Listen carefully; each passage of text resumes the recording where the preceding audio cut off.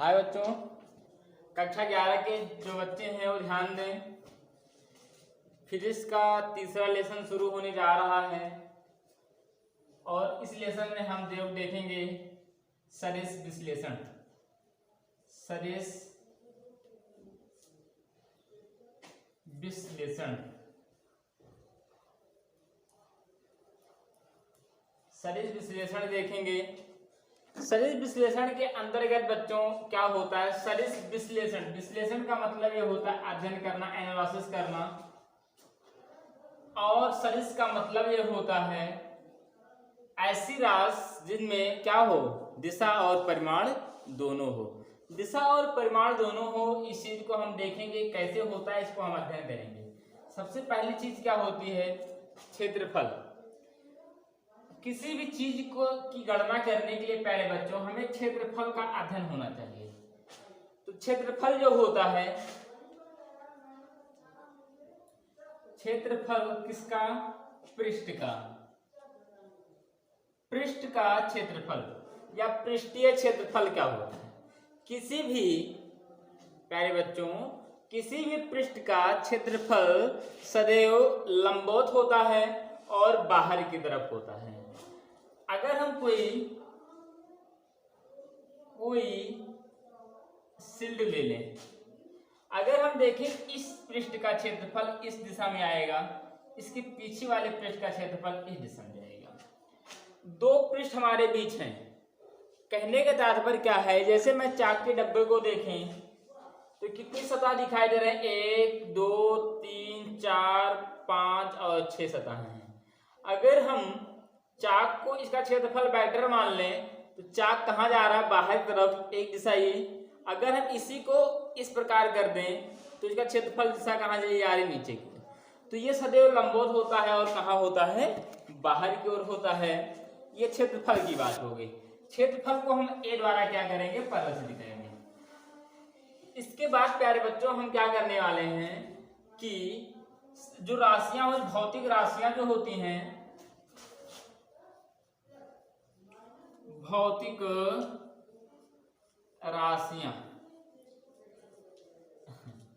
भौतिक राशियां कितने प्रकार की होती हैं? 2 प्रकार की होती हैं। कौन कौन? सदिश राशियां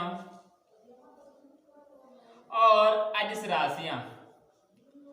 और अदिश राशियां, सदिश राशियां वे राशियां होती हैं प्यारे बच्चों जिनमें दिशा और परिमाण,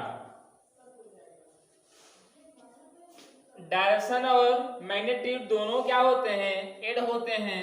वो सदिश होती हैं जिनमें सिर्फ परिमाण होता है, जिसमें सिर्फ क्या होता है? परिमाण होता है, उसे अदिश राशि कहते हैं। इसमें दिशा नहीं होती है, दिशा नहीं होती है, सिर्फ क्या होता है? परिमाण होता है। इसे हम कुछ उदाहरण द्वारा समझ लें।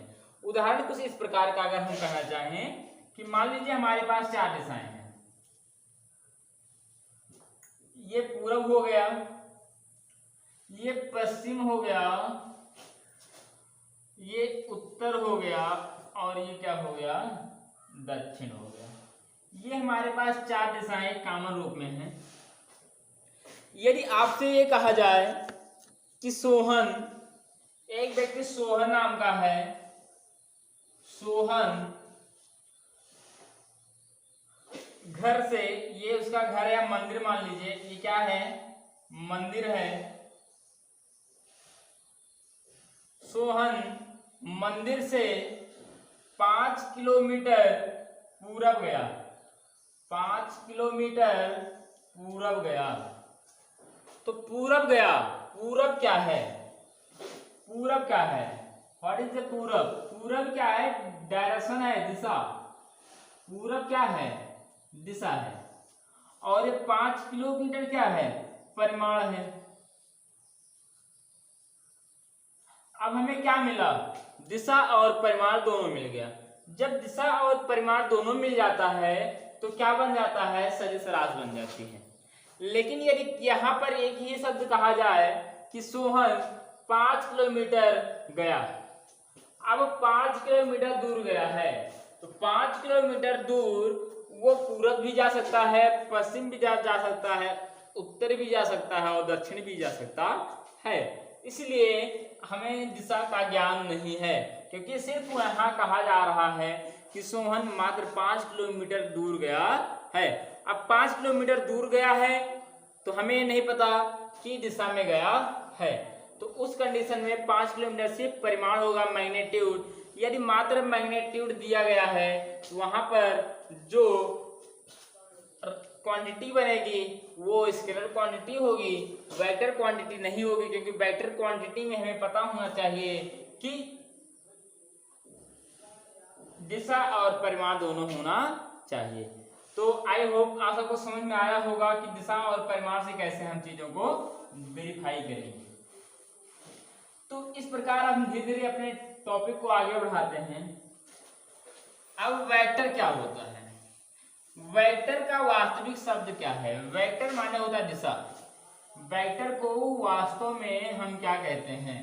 तो वेक्टर को प्यारे बच्चों वास्तव में हम दिशा कहते हैं। दिशा जो होती है ये कैसे इंगित की जाती है, इसके बारे में हम लोग क्या करेंगे? अध्ययन करेंगे। तो वेक्टर जो होते हैं ये निम्न प्रकार के होते हैं। कौन कौन? शून्य वेक्टर, शून्य वेक्टर, एकांक वेक्टर, एकांक वेक्टर, समान वेक्टर, समान वेक्टर,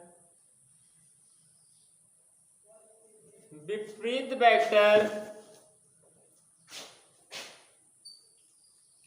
विपरीत वेक्टर, लंबवत वेक्टर,